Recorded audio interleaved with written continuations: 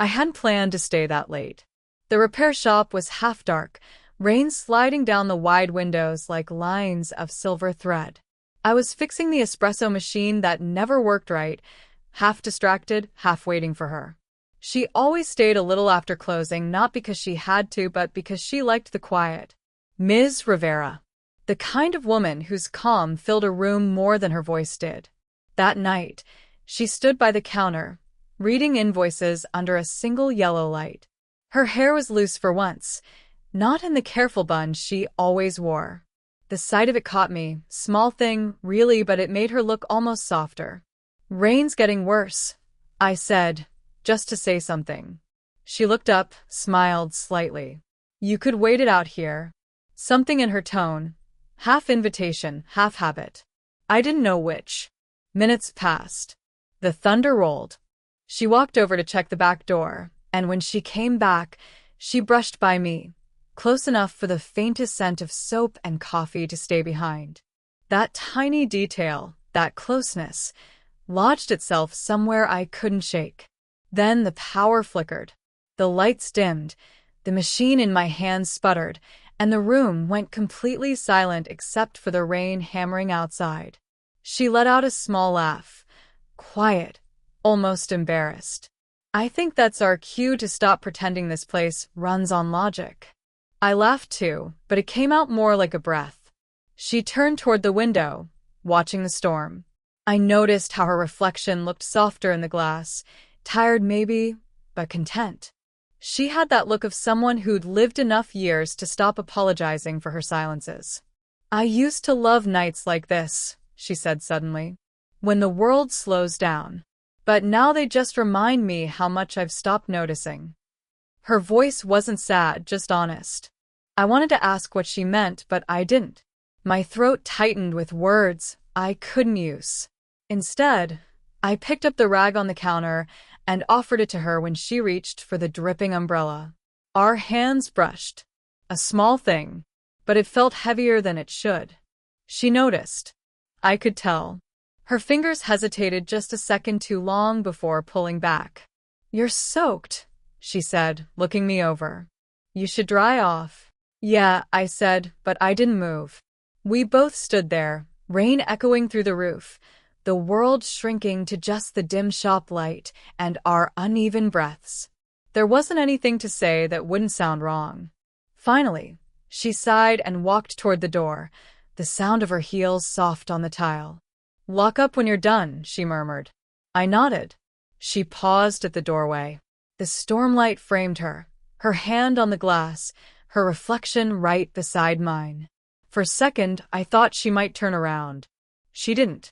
When the door shut, I could still smell her perfume mixed with rain. I stayed there longer than I should have, wiping down counters that were already clean, listening to the storm like it had something to tell me. That night, I kept replaying her voice in my head. Like I missed something, or maybe wanted something. The next morning, she called me in early. The espresso machine had stopped again, but I think we both knew that wasn't really why. Her voice over the phone had sounded calm, but there was a pause between her words, like she'd almost decided not to call at all. When I arrived, the shop was still closed. She stood behind the counter in her reading glasses, sleeves rolled up, hair tied back again, as if last night hadn't happened. "You didn't have to come this early," she said, without looking up. "I didn't mind," I replied, and meant it. She smiled faintly, then went back to sorting receipts. A quiet hum filled the space, the kind that sits between two people who don't know what they're supposed to be to each other yet. The air smelled like rain again. Or maybe it was just me remembering. I started checking the wiring, tools spread on the counter. She moved closer to read something from the register, and for a moment, her arm brushed my shoulder. Not enough to mean anything, but enough to feel like it did. "Are you always this serious when you work?" she asked softly. "Only when someone's watching," I said before I could stop myself. She laughed, a small, careful sound, and leaned against the counter beside me. "You're funny. You just don't say things unless you have to." That made me look up. "And you say things only when you mean them." Her eyes met mine. Something flickered there, warmth, maybe, or warning. I couldn't tell which. She looked away first. You remind me of someone, she said. Years ago. He used to fix things around here too. Always tried to make everyone else's life easier. Did he? I asked. He left when it started costing him too much. Her voice thinned, but she didn't explain. I didn't know what to say. She wasn't talking about the machine anymore, and I wasn't just listening. I was memorizing the way she said it, the small tremor in her breath. There was a sadness in her that didn't fit with her confidence. Something she kept buttoned up like her blouse. Maybe he just needed someone to tell him to stay, I said quietly. She looked at me again, longer this time. I could feel the weight of her gaze before she spoke. Maybe, she murmured. Then, after a long pause, you should stay until the rain stops. The roads are flooded again, anyway. It wasn't raining. She must have realized it too, because she hesitated, then reached over, touching my arm just once, her fingers light but steady. Please, she said, just a little longer. And I stayed. Not because of the rain, but because I didn't know how to leave.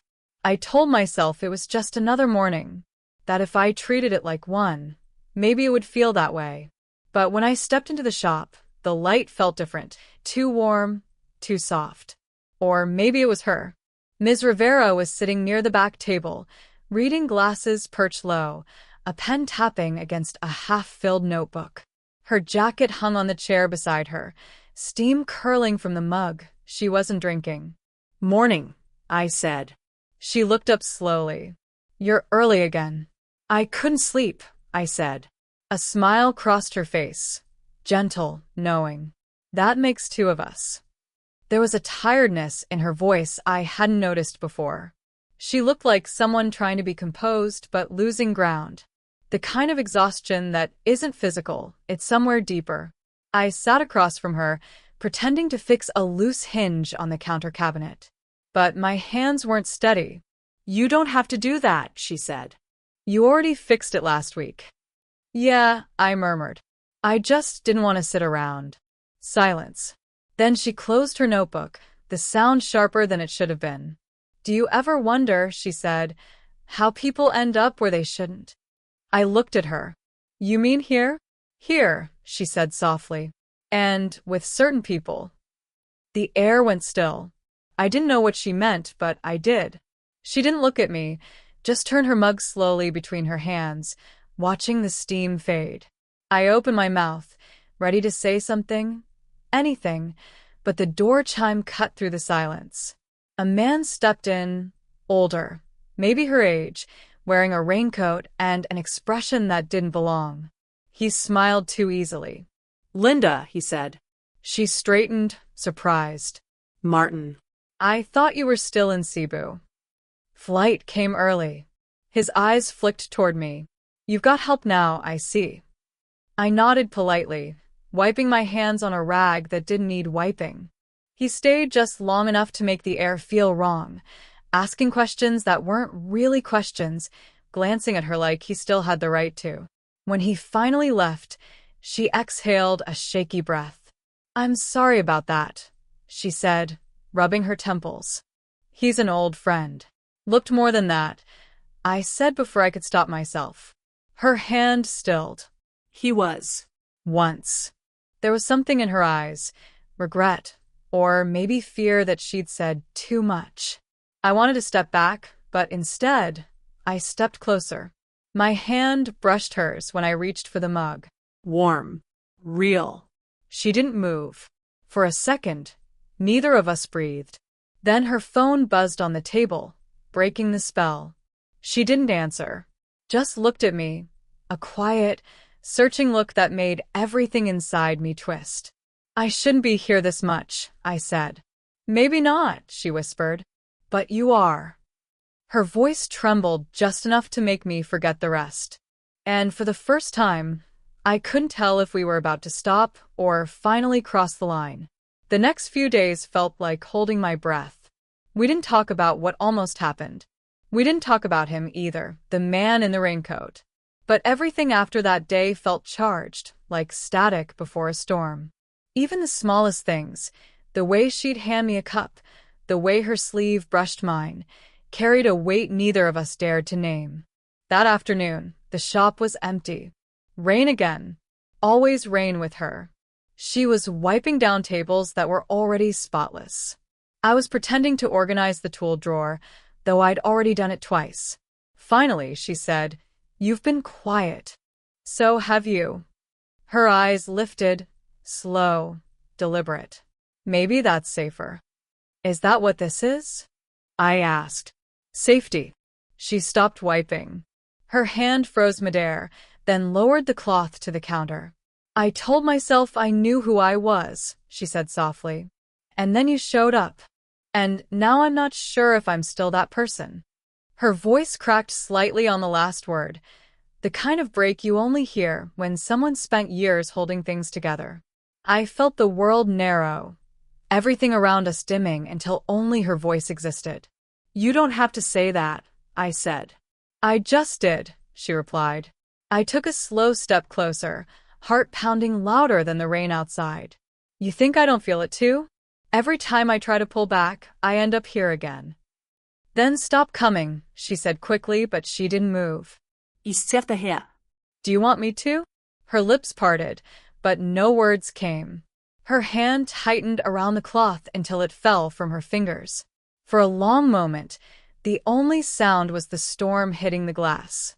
She looked at me like she was searching for something, an excuse, a reason, a line to hide behind. But there wasn't one left. "You're too young," she said finally. "You don't know what this could cost."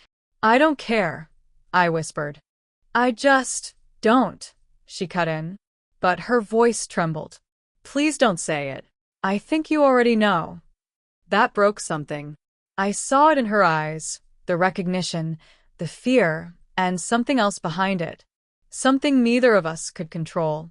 She turned away, pressing a hand to her chest like the air had gotten too heavy. "You should go," she said quietly. I didn't move. When she finally looked back, her face was wet, not from tears, but from the faint mist of the open door, the stormlight behind her making everything look unreal. "Why do you keep coming back?" she asked. I swallowed hard. "Because I don't know how to stop." The silence that followed wasn't empty. It was everything we hadn't said, hanging between us, alive, dangerous, and waiting. And when our eyes met, I realized something simple and terrifying. Whatever happened next, nothing could go back to the way it was. For 2 days, she didn't come in. The shop felt wrong without her, quiet, hollow, like the light didn't know where to fall. I kept showing up anyway, fixing things that weren't broken, waiting for a door that didn't open. By the 3rd morning, I almost convinced myself it was over. Maybe that was for the best. Maybe that's what she wanted. Then she walked in. No hello, no glance my way, just went straight to the back room, hair damp, eyes tired. I followed after a moment, unsure if I had the right to. She was sitting on a stool, coat half off, staring at a manila folder on the table. "You shouldn't be back here," she said quietly. "I've been covering your shifts," I said. "Someone had to." Her lips twitched like she wanted to smile but couldn't. "You shouldn't have." The folder on the table caught my eye, half open, a stack of papers inside. Letters. Some torn, some folded and refolded too many times. I recognized the handwriting. My mother's. I froze. "Where did you get those?" She didn't answer at first. Then, she sent them to me. Years ago. My voice came out sharp. "You knew my mother?"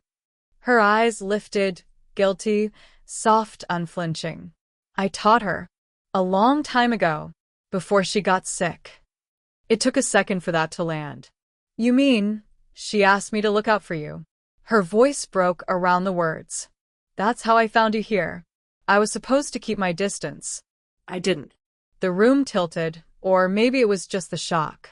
The connection, the reason I'd felt something familiar from the start. It wasn't chance. It was her. I stepped back. "You should have told me." "I tried," she whispered. "But you started looking at me like..." She stopped herself. And I let it happen. The rain outside hit the roof harder, a steady roar that drowned everything else out. I wanted to be angry. I wanted to walk out.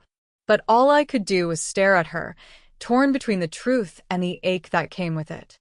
So all this time, I said, "You were just doing what she asked." No, she shook her head quickly, eyes glassy. That's the problem. I stopped doing that. I started wanting things I shouldn't. Something in her voice made my chest tighten. Not just guilt, but sorrow. Heavy and real. Before I could speak, her phone buzzed on the counter. A message lit the screen. "Martin, we need to talk. It's about him." She didn't move to hide it. Didn't have to. The look on her face said enough. "About me?" I asked quietly. She nodded once. "He knows. And if he tells people, then I'll take the blame," I said. Her eyes widened. "You can't. You don't even know what you're protecting." "Maybe not," I said, "but I know who I'm protecting." For a moment, neither of us breathed. And then, for the first time since I met her, she looked terrified, not of me, not of him, but of how much it suddenly mattered. She didn't open the shop the next day. The sign stayed flipped to closed, and I stood outside in the drizzle until my reflection started to blur in the glass. When she finally appeared behind the counter, she looked like someone who hadn't slept, hair loose, sweater creased, eyes rimmed with a kind of red that doesn't come from crying just once. "You shouldn't be here," she said, though her voice lacked conviction. "I need to understand," I said quietly. "All of it." She let out a shaky breath and unlocked the door. "Then come in. But after this, you leave.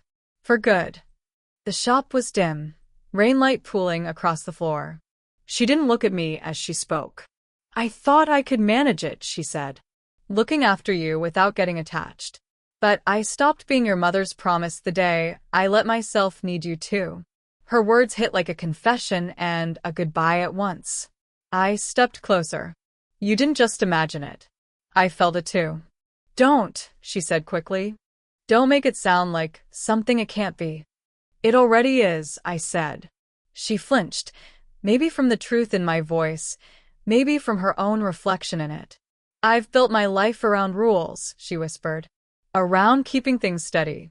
And then you walked in and reminded me what it feels like to want again. Do you understand how terrifying that is for someone my age?" "I don't care about age." "But I do," she said fiercely. "Because I know what happens when the world stops forgiving you for wanting something it doesn't approve of." Her voice cracked. "I can't lose everything just because I forgot how to draw a line." I stared at her. This woman who'd always seemed unshakable, now unraveling in front of me, still trying to protect me while she was breaking herself.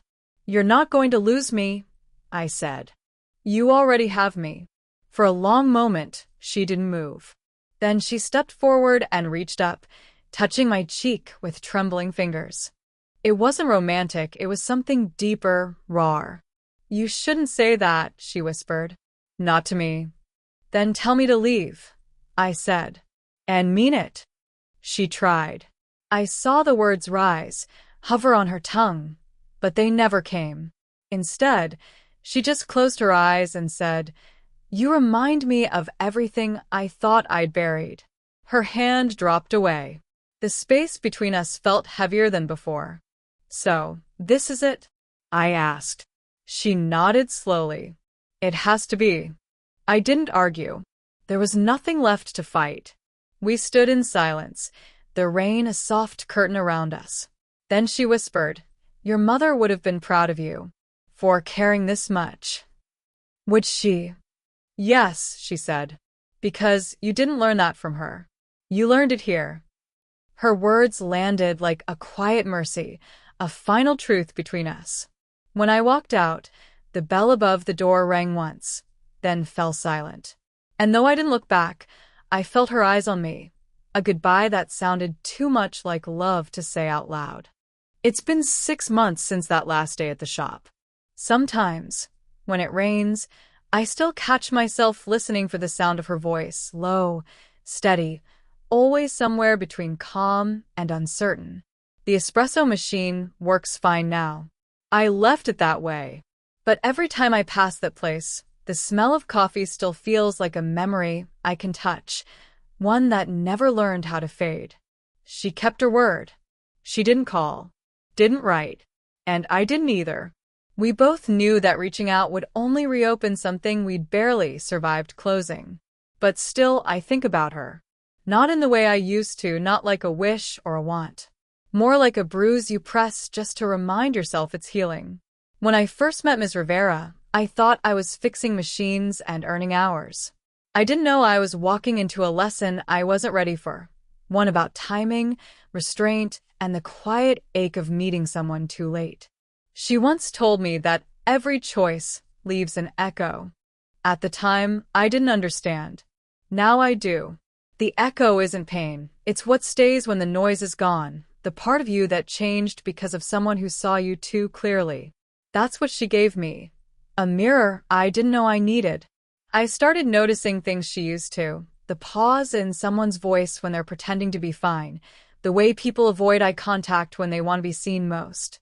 I think she taught me how to listen, not just to others but to the parts of myself I kept quiet. I still don't know if what we had was love. Maybe it was something else. Rarer, quieter. Two people meeting at the wrong time, but in the right way. A connection that didn't need to last to matter. Sometimes, I wonder if she still thinks about that day. The storm, the silence, the words we couldn't say. I hope she does. Not because I want her to miss me, but because it means it was real. There's peace in that, knowing that not every story needs a perfect ending. Some just need to be felt. I've stopped waiting for her to walk through the door again. But every time the rain starts to fall, I still pause, just for a second, and let it sound like her voice, steady, calm, reminding me that some goodbyes don't end things. They just change the shape of what stays. And that's enough.